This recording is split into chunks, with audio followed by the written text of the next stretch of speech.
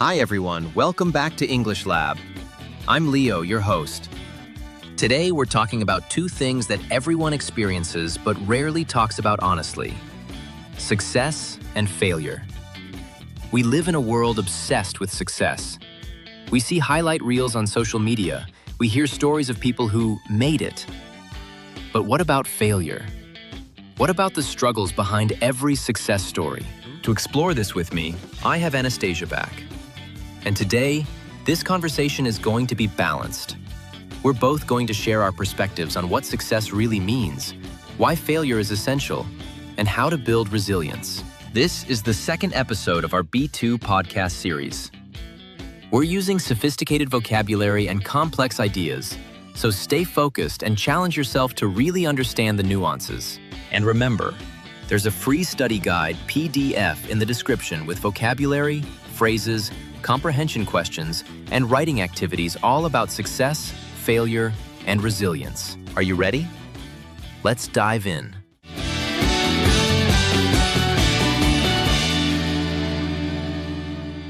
Leo, let's start with something fundamental. What does success mean to you? That's the question everyone should ask themselves, but rarely does.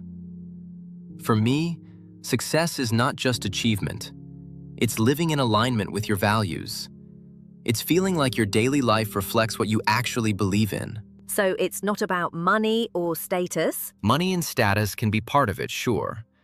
But if you have money and status, but you're miserable, unfulfilled, disconnected from people you love, that's not success for me. That's interesting because society has a very specific definition of success, right? Absolutely.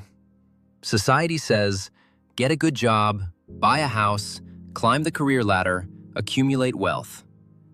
There's nothing inherently wrong with those things, but they're not universal definitions of success. Do you think social media has changed how we define success? Drastically. Social media shows only the wins, the promotions, the vacations, the perfect moments. It creates this illusion that other people's lives are constantly successful and perfect. And that can make you feel like you're failing just by living a normal life. So there's a gap between what we see and what's real. Exactly. Every successful person you see on social media has had failures, setbacks, difficult periods. But those don't get posted. Failure is invisible. Speaking of failure, let's talk about that. Why do you think failure is so uncomfortable for us? Because we've been taught that failure is bad. School systems punish mistakes. Parents sometimes shame children for not succeeding. Society valorizes winners and ignores losers. So we internalize the message: failure equals being a failure. That's a big jump from I failed at this to I am a failure. Right. We make it personal. We confuse the action with identity. And that makes failure devastating because it feels like rejection of who we are as a person. How do you reframe that? By separating the action from the identity. You can fail at something without being a failure as a person. In fact, if you never fail, it probably means you're not challenging yourself enough. So failure is actually a sign you're growing. It can be. Growth happens outside your comfort zone.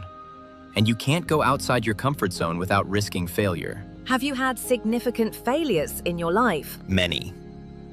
I started projects that didn't work out. I made financial mistakes. I've failed at relationships. Early on, I felt really discouraged by these things. But I've learned to see them differently now. How? I ask myself, what did I learn? What would I do differently next time? How did this make me stronger? Instead of, why did I fail? I ask, what is this teaching me? That's a reframe from victim to student. Exactly. You become a student of your own life instead of a victim of your circumstances. Let's pause here for a moment. We're talking about something fundamental to human experience: the relationship between success and failure, and how the way we think about failure can either limit us or liberate us. If you want to explore these ideas deeper and practice the language we're using, there's a free study guide PDF in the description. This guide includes B2 level vocabulary about success, failure, resilience, and mindset. It also has comprehension questions, discussion prompts, and a real-world challenge to help you apply these ideas to your own life. Download it now and work through the exercises.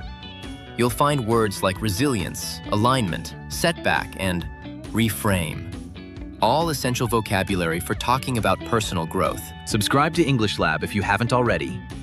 We're creating a space where learning English means engaging with real ideas about how to live better. Now let's continue with Anastasiia and explore how to build resilience, how to define success authentically, and what it really takes to move forward after failure. Let's talk about resilience. How do you build it? Through experience, honestly. You can't learn resilience from a book. You have to go through difficult things and discover that you can handle them. So failure is actually the training ground for resilience? Exactly. Every time you fail and keep going, you build resilience. Every obstacle you overcome teaches you something about your own strength. For someone who's afraid of failure, what would you suggest? First, recognize that fear of failure is fear of judgment. You're afraid people will think less of you, or that you'll think less of yourself. But here's the truth. Most people are too focused on themselves to judge you as harshly as you think. And the second thing? Start small. Don't try to do something massive and risky if you're afraid of failure. Try something small where failure doesn't feel catastrophic. Learn that you can survive failure. That's practical. Now, let's flip it. How do you maintain success without becoming arrogant or losing motivation? By not defining your identity through your success. By staying humble. By remembering that success is often luck and timing mixed with hard work. And by continuing to work on yourself and learn. So the mentality matters? It matters everything. Some people achieve success and become complacent. They stop learning, stop working hard, and then they decline. Others achieve success and become even more focused on growing and improving. What's the difference in mentality? One group thinks, I've made it, I'm done. The other group thinks, I've achieved something good. Now what's next? How can I keep improving? The first group is fixed. The second is growth-oriented. I love that. So success and failure are both part of a process. They're both just data. They're information about what's working and what's not. If you treat them as data instead of as judgments about who you are, they become much less emotionally charged. What would you tell someone who's experienced a big failure and is struggling to move forward? I'd tell them, your failure doesn't define your future. It's one chapter in your story, not the whole book. Give yourself time to process it, to grieve if necessary. But then ask yourself, what's the next step? How can I move forward? And if they feel like they don't have the resilience to move forward, resilience is not something you either have or don't have. It's built through action. So take one small action. Make one phone call, have one conversation, complete one task. Resilience grows through movement. So it's not about motivation first, it's about action first. Exactly. People wait for motivation. But motivation often comes after you start taking action, not before. For our listeners, what questions should they be asking themselves about success? They should ask, what does success look like for me, not for society? Am I chasing goals that are actually mine, or am I following someone else's script? If nobody could see my achievements, would I still pursue these goals? That last one cuts right to it. It does. Because if the answer is no, then you're pursuing success for external validation, not for genuine fulfillment. And external validation is an endless game you can never win. What's your advice on balancing ambition with contentment? I think the key is to have goals but not be attached to specific outcomes.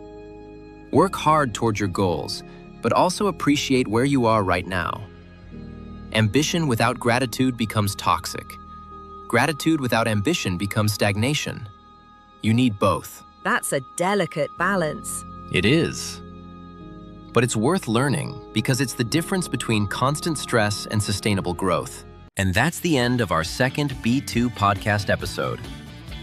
We talked about success and failure, what they really mean, how society's definitions can mislead us, and why failure is actually essential to growth. One thing I want to leave you with: success is not a destination where you finally arrive and you're done. It's a continuous process of setting meaningful goals, taking action, learning from failures, and growing. And failure is not the opposite of success. It's part of the process. The most successful people you know have failed more than unsuccessful people. They've just reframed their failures as learning opportunities instead of personal rejections. If you want to practice the vocabulary and ideas from this conversation, there's a free study guide PDF in the description. Download it and work through the exercises. The guide includes vocabulary like resilience, alignment, setback, and reframe. It also has comprehension questions, discussion prompts, and a real-world challenge where you reflect on your own definition of success. Subscribe to English Lab, give this video a thumbs up, and comment below. What does success mean to you personally? Or tell us about a failure that actually led to growth. We'd love to hear your stories because they remind us that we're not alone in this journey. Share this podcast with someone who's struggling with fear of failure, or someone who needs to redefine what success means for them. Thanks for joining us. Next week, we're talking about personal identity, who we are, who we think we are, and how to live authentically. Take care, and I'll see you in the next English Lab podcast.